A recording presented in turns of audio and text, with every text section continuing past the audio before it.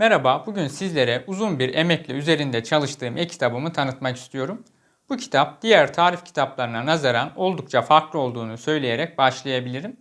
Az bilinen, pek çok yıldızlı ve lüks restoranlarda kullanılan teknikleri tek tek anlatıyorum.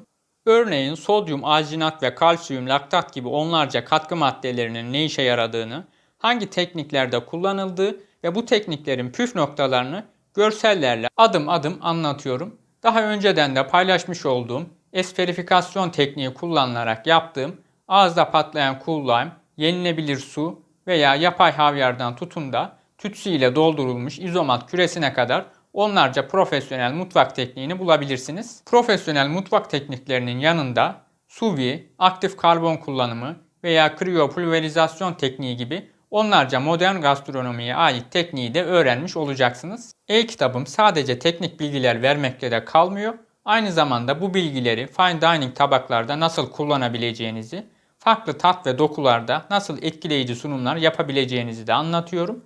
214 sayfalık bu kitabımda başından sonuna kadar ilgili görsellerle destekleyerek basit bir dil kullanarak sizler için hazırladım. İster profesyonel, isterse evde yemek yapmayı seven biri olun. Bu bilgilerle yaptığınız yemekleri daha ilgi çekici ve modern hale getirebilirsiniz. Açıklamalar kısmına ve yorum kısmına sabitlediğim bağlantıya tıklayarak e-kitabımı mutlaka incelemenizi tavsiye ederim. Alan kişilerin de yorumlarını bekliyor olacağım. Selametle.